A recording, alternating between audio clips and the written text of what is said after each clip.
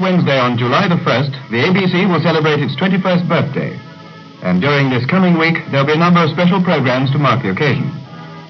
We should like, therefore, to introduce as guest of honor tonight the ABC's chairman, Mr. R.J.F. Boyer. Ladies and gentlemen, Mr. Boyer.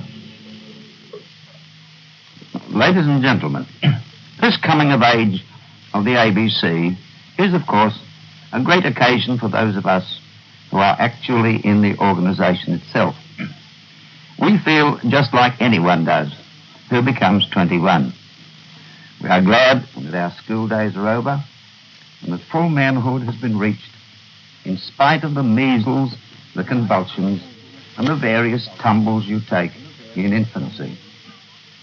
There is, too, inevitably, on such occasions, a little sadness that the fun and even the thrashings of youth are gone forever. And one looks back somewhat wistfully to the early simplicities of broadcasting. We weren't bedeviled with the problem of television, for example, in those days. Then, too, one thinks with gratitude of those who fathered and mothered the ABC in its infant troubles and taught it its first lessons in good behavior. There are lots of them with us still, but their number gets fewer every year. There was, of course, Mr. Fenton, the Postmaster General in the Lyons government, who presided at our birth, so to speak, and Sir Harry Brown, who did so much to ensure that we would be the same sort of person as the BBC in England. Then there was Sir Charles Lloyd Jones, our first chairman, and Major Conda, our first general manager, and a host of enthusiastic people from the universities, the theatres, and the musical world. Then, for 10 years, came Chairman W.J. Cleary, with his keen business brain and his high ideals, and with him, the youthful and vigorous Charles Moses as general manager, who is still our chief executive today. No one can ever take away from these men and the staff of the early days the honor of being in at the beginnings of a great institution and of molding its character in its formative period. But the real reason why I am speaking to you tonight in this session is that in a very real sense, you, the listeners, the Australian community, are in this 21st birthday. For the ABC is yours, not ours. We are merely your trustees, operating your broadcasting service with your money. It was you, the people, through our Parliament, who conceived the idea that in addition to the radio which made its living by advertising, we should appoint a body of citizens to start a service at public expense, so as to use this wonderful new medium for all sorts of purposes that commercial radio wasn't able to do. You told us to build up the musical life of the country, to establish orchestras and choirs, and give promising young Australians a start in a musical career. You told us you wanted radio to reach out into the bush and help the lonely families scattered over this great continent with news and entertainment. You asked us to be a school of the air for the children who had no school, and a church for those who had none to go to, and a means by which lonely housewives could meet with each other. You told us, too, that you wanted national radio to be every Australian's parliament, a place where we could all argue about our problems, criticise our governments, and which would give us all an opportunity to take a bigger part in working out our destiny as a people. Finally, you warned us that the ABC was not to be used in the interests of any particular political party or religious denomination. It wasn't to be used, in fact, as it had been in the dictator countries, as a means of propaganda for the government of the day or for powerful interests. It was to be, in a real sense, a parliament of the air for all of us, with the Commission acting like the Speaker of the House to see that everybody got a fair go and not trying to push its own ideas down the throats of the listeners. So in 1932, you appointed 5 people to act as your trustees and said to them, here is your money. Away you go, get your staff together and do the job. From time to time, you've changed the members of the commission just as you changed your members of parliament. And you've seen to it that Labour, Liberal, and Country Party, Protestant and Catholic, country and city, education and sport are all represented. And so we saw the daylight 21 years ago. And every year since then, you've watched this infant of yours grow. I want to say here how grateful all of us in the ABC, past and present, have been for your encouragement. Every year you've given us a little more pocket money as we grew out of last year's clothes. And you have endorsed, in general, the services that we built up. I don't mean, of course, that you agreed with all we did. Far from it. I don't think there is any public institution in Australia that has been so consistently or violently criticised as the ABC. You'll never convince me that Australians don't believe in corporal punishment for the young. There's not a spot on the body of the ABC that hasn't been bruised by the lusty kicks you've given us. Some, no doubt, well-deserved, but a lot of them a little hard to take. For example, as long as I can remember, there have always been 2 groups of enthusiastic disciplinarians who never cease to use the cane on us. One group is convinced that the ABC is a socialistic bureaucracy, riddled with communism, which is subtly seeking to undermine our free way of life. The other is equally convinced that we are the stooges of capitalism and reaction and stand for conservatism at its worst. Again, we have permanent critics who assert that we are a weak, bowelless lot who have sold out our political independence and are merely the tool of the party which happens to be the government of the day.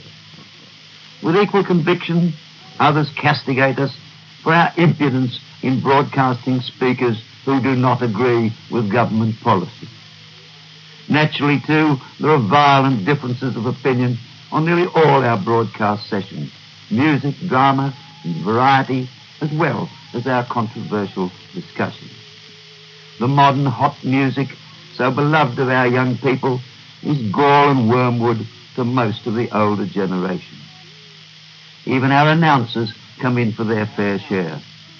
The same mail which brings mere complaint that our announcers are too stilted, too fruity, too superior, too un-Australian, also brings letters alleging that they are falling into slang, into Americanism, or are using the worst sort of Australian Cockney vowels.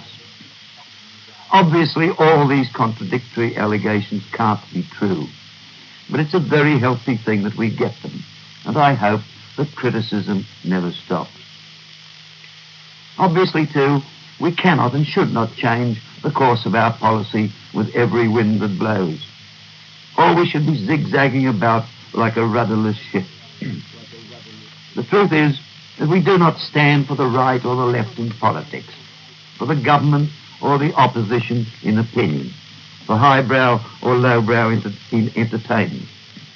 But we seek, within the limits of human frailty, to serve as best we can the democratic processes of a free people and the cultural and economic advance of our community as a whole.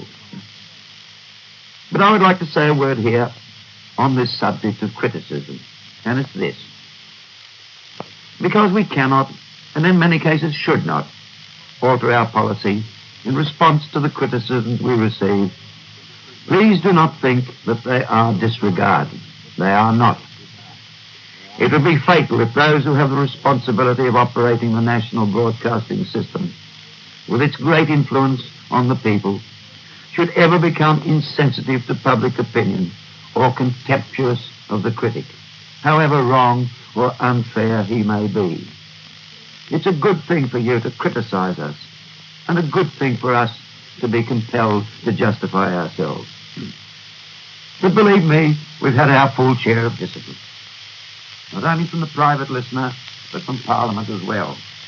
I doubt whether any Commonwealth institution has had so many investigations, inquiries, committees of review as the ABC during its years of existence. Our administration, our finances, and our policy have all been turned inside out in public hearings. Again, a very good thing, which I hope will continue. In fact, I've suggested it would be a good thing if Parliament gave us a public cross-examination every 3 years as a regular fixture. But with all this pressure which you've exerted on this youthful organisation for the good of its soul, you've also been very kind and appreciative and have patted us on the head even when other spots in our body have been sore. You've given us the great privilege of building up a permanent orchestra in every capital city. You've given us funds to bring out some of the world's greatest artists. Your education departments and the states have worked solidly with us to develop the broadcast to schools. You may not know it, but over 80% of all schools in Australia, private and public, take our broadcast every week as a part of their regular curriculum. Then you've given us the funds to develop our services to the farmer and the people in the outback, where radio is such a big part of their lives. You've let us go to the Northern Territory, to New Guinea, and to be your voice to the people of the world over Radio Australia. These are high privileges for which we're grateful, and for which I would like to assure you we feel a deep responsibility.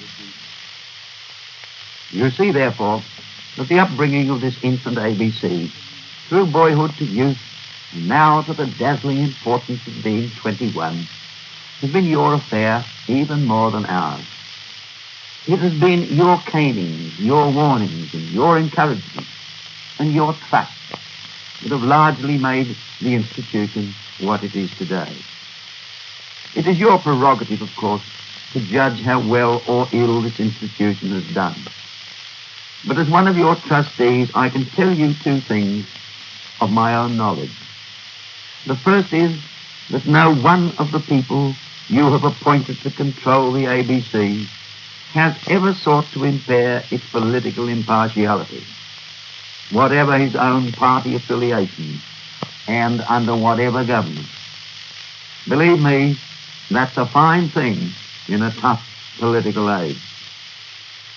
The second is that you have in the ABC a staff of men and women sincerely devoted to the high purposes of its creation beyond their own personal advancement. For the rest, we have tried not only to preserve your institution from misuse, but to take up and develop the best in our Australian life as we have found it, and to build on to our native genius the best that contemporary civilization abroad can offer. For we are conscious that radio deals predominantly with the things of the spirit that make or mar a people. We are grateful for your trust. We have tried to use the great measure of independence you have given us, not capriciously, nor for our own glory, but with the care and humility with which all freedom should be used. We hope, therefore, that you who brought this institution into being, who clothed and fed it, chastised and encouraged it, will feel, now that it has come to maturity, that you have no cause to feel ashamed. In our guest of honour session tonight, you heard the Commission's chairman, Mr. R.J.F. Boyer, speaking at the beginning of this week, which marks the 21st anniversary of the founding of the ABC.